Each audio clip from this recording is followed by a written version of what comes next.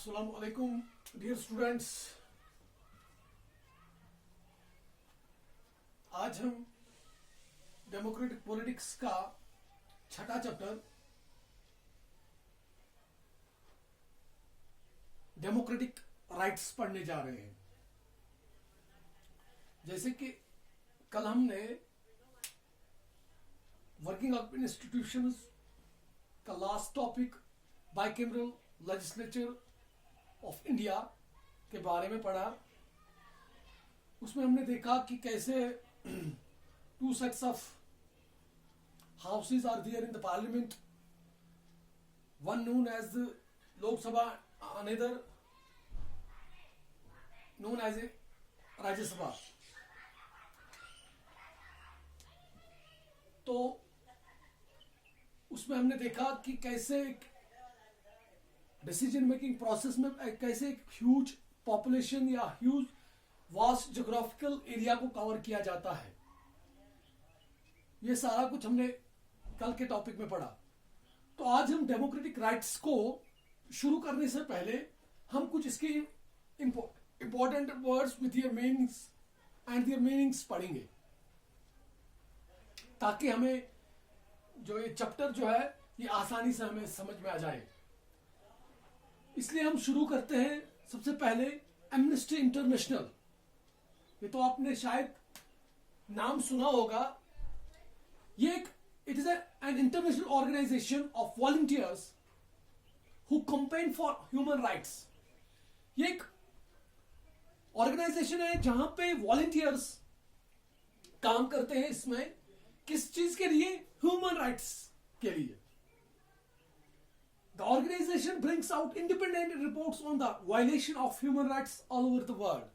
ये इस ऑर्गेनाइजेशन का काम क्या होता है? इसका प्राइमरी जॉब क्या होती है? ये पूरी दुनिया से इंफॉर्मेशंस गैदर करती है कि कहीं पे ह्यूमन राइट्स वायलेशन तो नहीं हो रही है। ये इसकी इंडिपेंडेंट रिपोर्टिंग करती है। जैसे आपने देखा होगा कि जहां जहां पर भी ह्यूमन राइट्स वायलेशन होती है वहां से एक रिपोर्ट बन के आती है, जो रिपोर्ट कौन? एमनेस्टी इंटरनेशनल लाती है। ठीक है, अब आपको समझ में आया होगा कि एमनेस्टी इंटरनेशनल है क्या। ये एक ऑर्गेनाइजेशन है ऑफ वॉलंटियर्स जो कंपेन करते हैं किस चीज के लिए? ह्यूमन राइट्स के लिए। और उसके बाद slavery, coercion on workers, forcing him to work without a recommendation। गुलामी करना, वो गुलामी कि जिसको जो मतलब किसी को बाय फोर्स काम करने पे मजबूर किया जाए। ये this practice was done before a long time. अब क्योंकि ये स्लेवरी सिस्टम जो है ये बहुत हद तक, यहां तक कि हम कह सकते हैं कि अब ये ऑलमोस्ट खत्म ही हो चुकी है ये स्लेवरी सिस्टम। बिल ऑफ, उसके बाद bill of rights. Under it the American had certain rights. ये बिल ऑफ राइट्स जो है इसके तहत अमेरिकन सिटीजन्स को कुछ सर्टेन राइट्स उनको दिए गए, कुछ खास राइट्स उनको दिए गए हैं। अब हम देखेंगे राइट्स, क्योंकि हमारा टॉपिक जो है वो है डेमोक्रेटिक राइट्स। अब हम समझेंगे कि राइट्स क्या होते हैं। Rights means reasonable claims recognized by society and sanctioned by the law. ये रीजनेबल क्लेम्स, वो ऐसी कोई क्लेम नहीं जिसका कोई ना कोई बेस हो ना कोई कुछ हो। रीजनेबल क्लेम जिसको रिकॉग्नाइज कौन करती हो? सोसाइटी। और सैंक्शन कौन करती हो? सैंक्शन कौन करता हो? लॉ। उसी चीज को राइट्स बोलते हैं। अब उसके बाद फंडामेंटल राइट्स। फंडामेंटल राइट्स बुनियादी हुकूक, rights ensured and incorporated in the constitution.